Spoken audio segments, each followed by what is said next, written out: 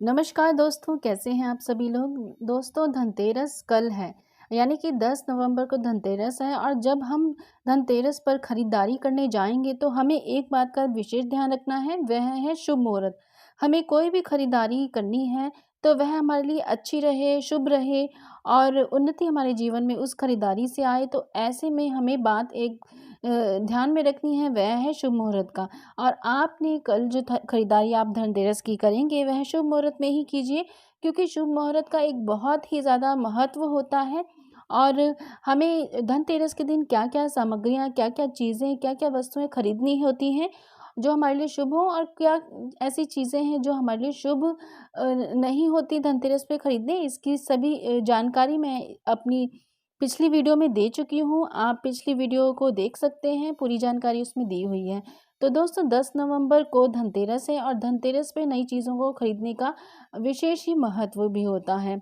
और हम सभी जानते हैं धनतेरस पर सुख और समृद्धि हमारे घर में आती है जब हम नई चीज़ें, अच्छी चीज़ें और शुभ चीज़ें हमारे घर में धनतेरस के दिन लेकर आते हैं। लेकिन इसका शुभ मुहूर्त क्या है, आपने इस बात का भी ध्यान रखना है। देखिए, धनतेरस जो है 10 तारीख को शुरू हो रही है, 10 तारीख को है, लेकिन यह शुभ मुहूर्त जो है पंचांग के अनुसार धनतेरस के दिन यानी 10 नवंबर को आपने दोपहर 12:35 से लेकर अगले दिन यानी कि 11 नवंबर की सुबह तक खरीदारी करने का शुभ मुहूर्त माना जाएगा।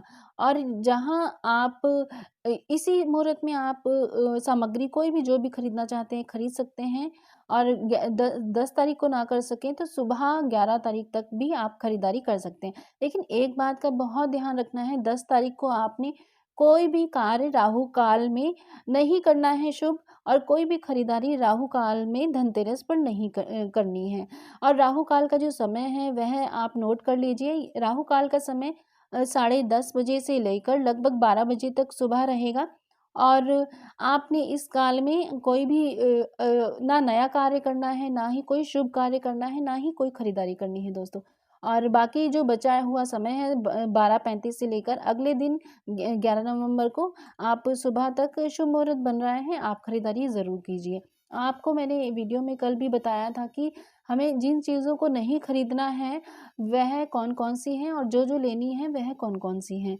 तो बहुत ही सोना-चांदी ना खरीद सके, बहुत ही सिंपल चीज़ें जो हैं हम खरीद सकते हैं और माता लक्ष्मी की कृपा हम प्राप्त कर सकते हैं। तो वह चीज़ें आप ज़रूर खरीदिए दोस्तों। और कुछ उपाय, जैसे कि आपने धन्वंतरी पर क्या कार्य करने हैं। धन्वंतरी मतलब धनतेरस, धनतेरस के दिन आपने भगवान धन्वंतरी की, माता लक्ष्मी की, कुबेर जी की और यमराज और भगवान गणेश जी की पूजा ज़रूर करनी है सायंकाल में।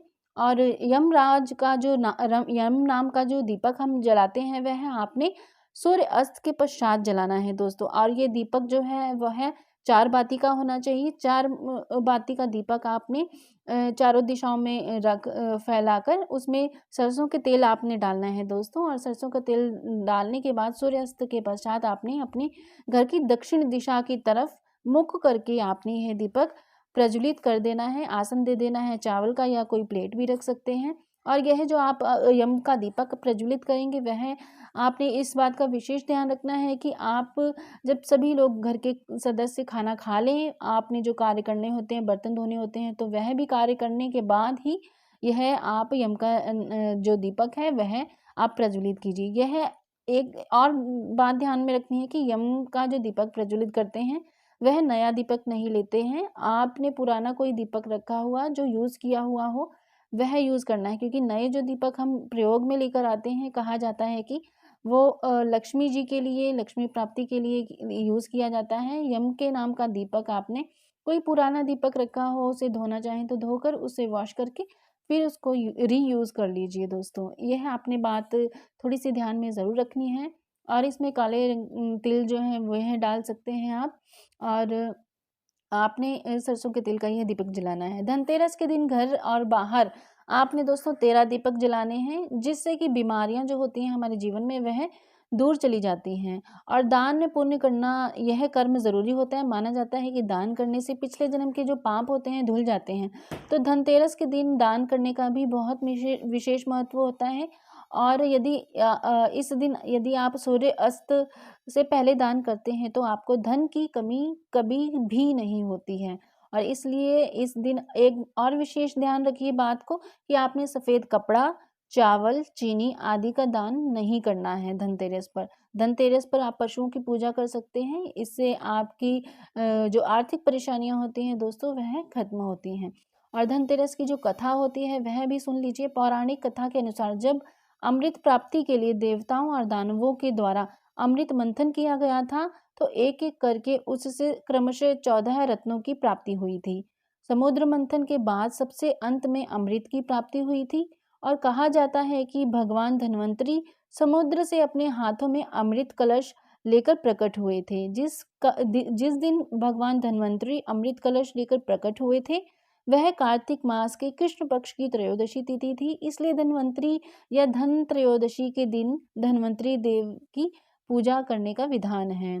तो दोस्तों इस प्रकार से आप अपना यह जो दीपावली का जो त्योहार है धनतेरस के दिन से आरंभ कर सकते हैं। आप सभी को दीपावली की हार्दिक शुभकामनाएं और माता लक्ष्मी की, गणेश जी, माँ सरस्वती, कुबेर जी, धन्वंतरी देव आप सभी पर कृपा सदैव बनाए रखें और सबके जीवन में खुशियां ही खुशियां आए, मैं यही कामना करती हूँ दोस्तों। वीडियो को लाइक कीजिए, अपनों के साथ शेयर कीजिए ज़रूर और चैनल को सब्सक्राइब करके बेल आइकन ज़रूर प्रेस कीजिए। इसी प्रकार की जानकारी मैं लेकर आती रहूँगी। ओम नमः शिवाय, जय माता दी।